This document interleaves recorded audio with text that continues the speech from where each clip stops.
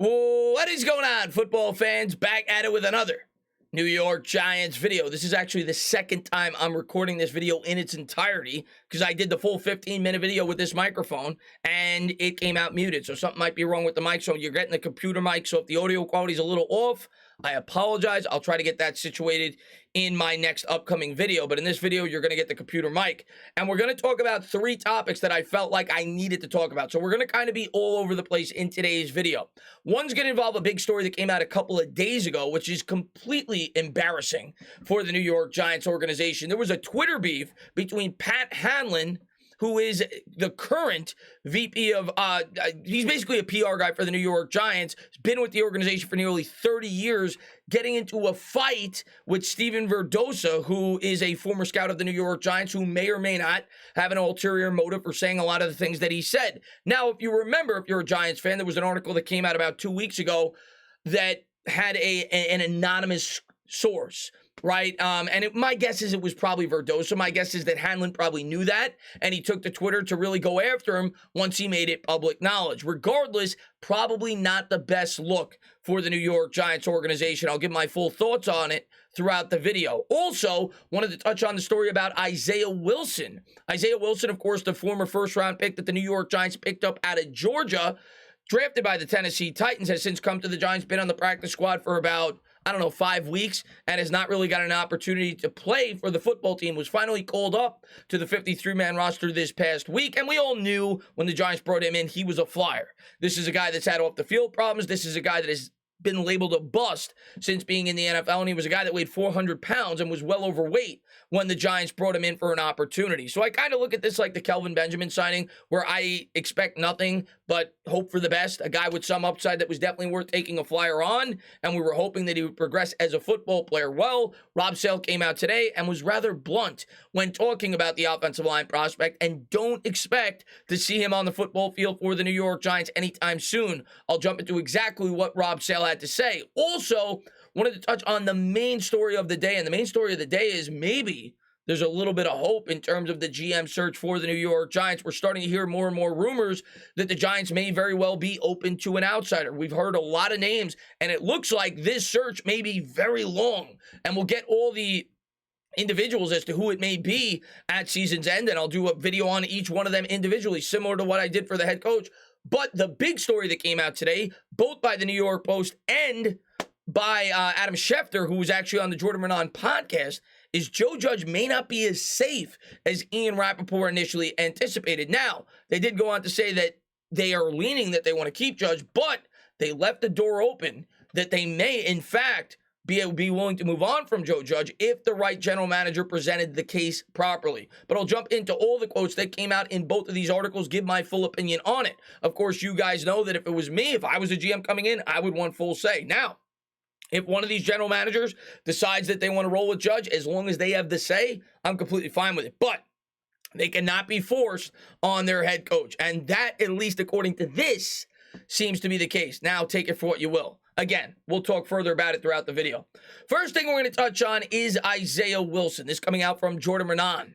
Offensive line coach Rob Sale asked about what he's seen with how Isaiah Wilson's been to work with. And this is a very relevant question, right?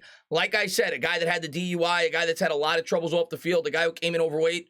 It's a very relevant question to ask the offensive line coach. What he's, because we're starting to think as fans, are we going to get an opportunity to evaluate this guy throughout the rest of the year? Went on to say, next question. Not very good there, right? Rather than answering it, he just says, next question.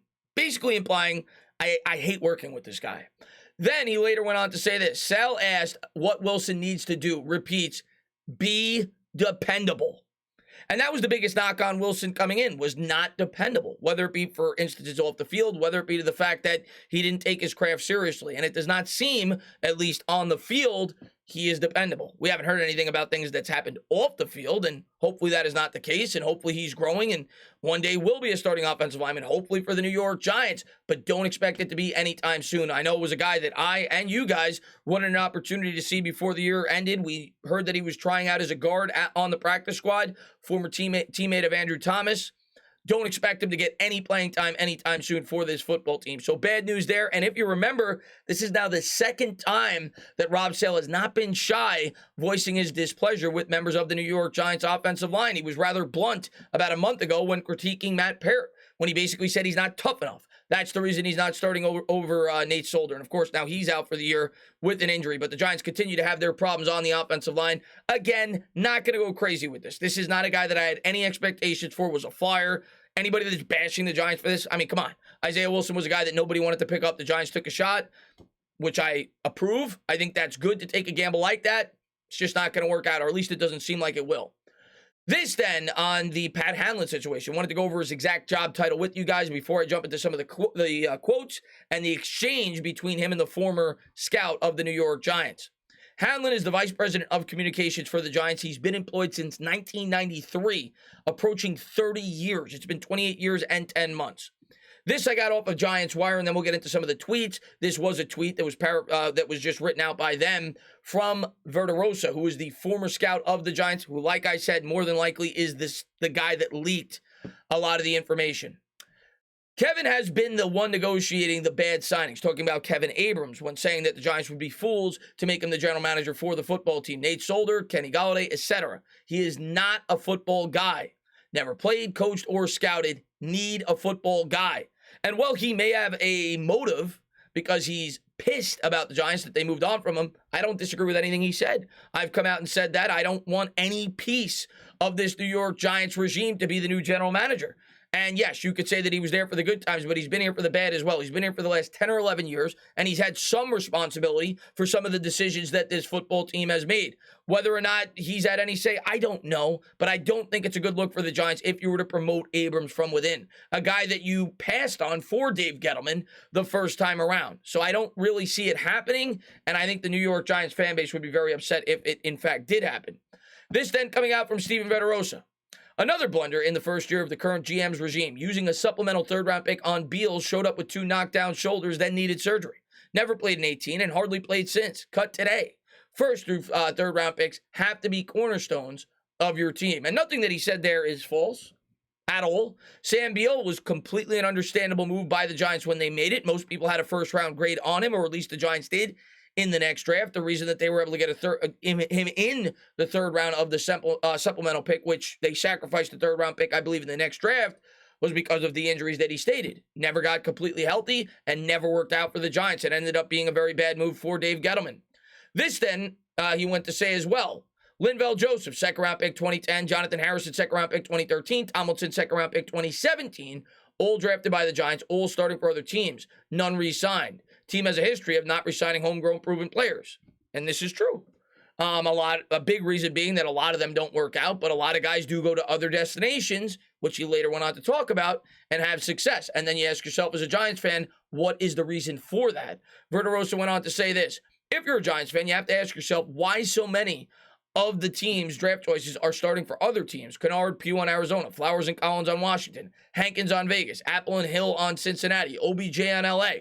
All teams with a better record than the New York Giants, which is not hard, if we're being honest. But my answer to you is coaching, not drafting the right players. And when you do draft the right players, they're not set up properly because you don't know the right way, or you have not built the right way and set these guys up for success.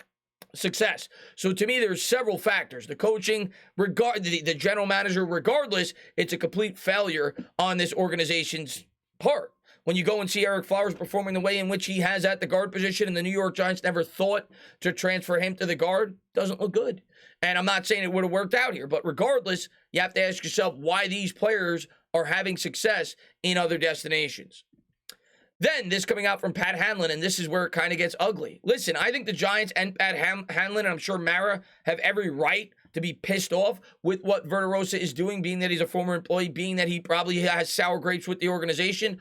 But you don't want your VP of communications to go out publicly and to get into a Twitter war. It just screams dysfunction. It just looks completely dysfunctional for the New York Giants to have Pat Hanlon go out and say things like this when he added Steve here. Steve, for somebody who has a track record that only we know about, you sure have a lot of thoughts about our operation. There is a reason you're no longer here. And every one of your tweets to revise your or our history confirms why.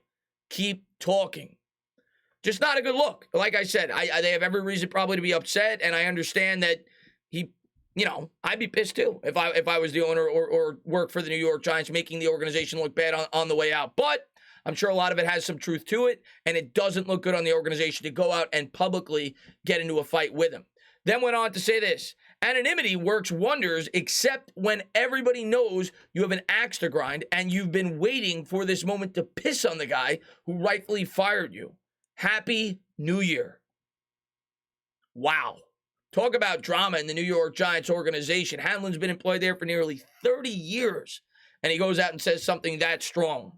Strong words, definitely entertainment on Twitter, but not, like I said, a good look for Hanlon, not a good look for Mara, and not a good look for the New York Giants. And I do agree with a lot of what he said there, but you can't say it. He does probably have an axe to grind with his football team, and he was looking for an opportunity to go out and do it. Let's jump into the main story, that involving Joe Judge, and maybe there is a shift in this GM search. Now, I pulled up Big Blue United's tweet. It was this portion of it was on the Jordan Renan podcast, which I listened to. It's about a half hour in which he talked to Adam Schefter. Schefter gave his opinion on the GM search for the New York Giants. Adam Schefter says that the Giants still believe in Judge, and the plan is to keep him, but plans could change if they hire a GM that wants to replace him. Then we're going to jump into the article by Paul Schwartz of the New York Post. This is the first paragraph. There is rampant speculation as to Gettleman's successor, on how this affects Coach Joe Judge and what co-owners John Mara and Tisch are thinking as they attempt to rebuild a franchise that has lost its way. In talking to those who have a sense of what the Giants will do, here is an attempt to wade through the misinformation and guesswork and bring some clarity to what will happen next. And right now, myself, several others, that's what we're doing. We're guessing. We don't know. We're guessing based off the things we're hearing from people that we trust. And hopefully what he says in this article is completely true. And I have to think that it's at least trending that way. And as long as it trends this way and the New York Giants have a fair and thorough general manager search, I won't have a thing to complain about. I want to make sure they get the best possible general manager candidate that they can. This, then, the first theory that he talked about. Theory: any new general manager has to share some decision-making with Chris Mara, the de facto general manager.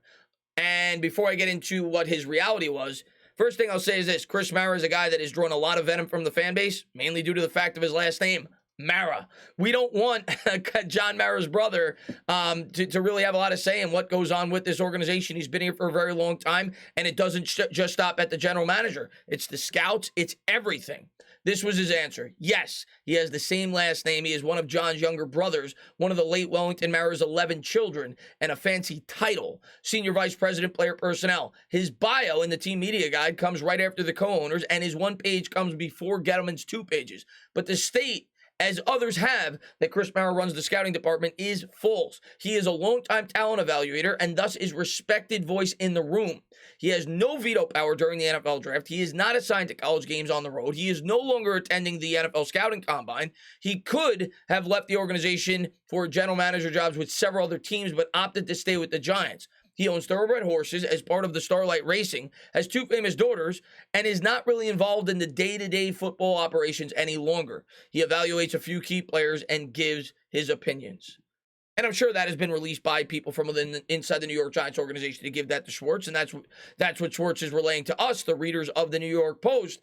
And hopefully that is the case. Hopefully he does not have much of a say in what goes on from inside the New York Giants organization. But don't expect Chris Mara to be fired anytime soon. And as long as that is accurate, it doesn't seem like he has much of an impact of what goes on inside the organization. But the fact that he's Mara's brother probably at least has some pull.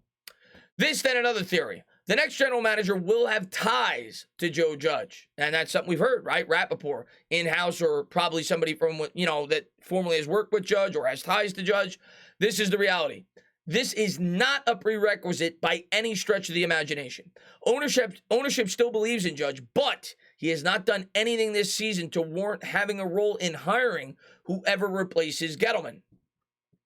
in some ways, having ties with Judge could be a detriment to any potential candidates. And I love hearing that because I think it is a detriment to any potential candidates. I don't want Judge to have any influence or say on the general manager that we bring in. Of course, Judge is going to try to bring in the best guy that's going to give him long-term stability.